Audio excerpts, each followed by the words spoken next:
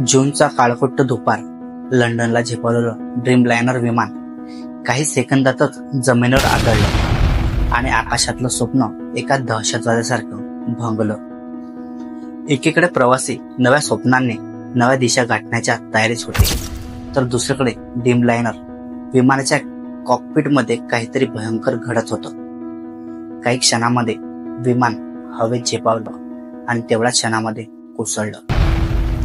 भारताच्या air India कंपनीचं आधुनिक ड्रीमलायनर विमान सरदार वल्लभभाई पटेल आंतरराष्ट्रीय विमानतळावरून लंडनच्या दिशेने दुपारी 1:30 वाजता निघालं।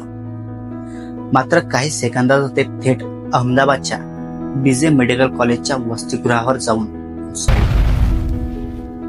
यामुळे देशभरात एकच खळबळ उडाली। या अपघातामागे नक्की घडलं तरी काय?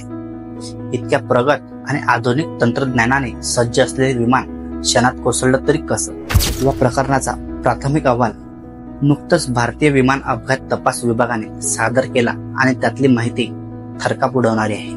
तर नमस्कार मित्रांनो, मी दीपक इटणारे आणि तुम्ही पाहतात विदर्भ लाईव्ह। विदर्भ लाईव्ह चॅनलला आपण नवीन असाल तर सबस्क्राईब करायला विसरू नका।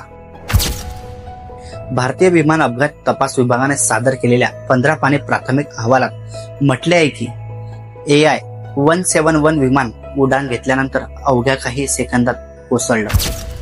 हा अपघात इतका अचानक घडला की वैमानिकांनाही काही कळण्यापूर्वी सर्व नियंत्रण संपुष्टात आलं होतं। ब्लॅक बॉक्स मध्ये नोंदवलेला संवाद देखील धक्कादायक आहे। एका वैमानिकाने दुसऱ्याला विचारलं, तू फ्युएल बंद का केलं? त्यावर दुसरा म्हणाला, मी फ्युएल बंद केलं नाही। या संभाषणानंतर काही क्षणातच विमानाची गती कमी होऊन आणि दोन्ही इंजिन अचानक बंद पडले। तांत्रिक दृष्ट्या पाहिलं तर रन ते कट ऑफ स्विच अचानक बंद केली आणि इंजिन मधील इंधन पुरवठा थांबला। त्यामुळे थ्रस्ट म्हणजे पुढे जाण्यासाठी लागणारी ताकद पूर्णपणे संपली आणि विमान जमिनीवर आदळलं। या प्रकरणात सध्या अनेक प्रश्न निर्माण झाले आहेत। इंधन पुरवठा अचानक का बंद झाला? स्वयंचलित यंत्रांचा दोष होता की मानवी चूक? वैमानिकांमध्ये योग्य समन्वय नव्हता का?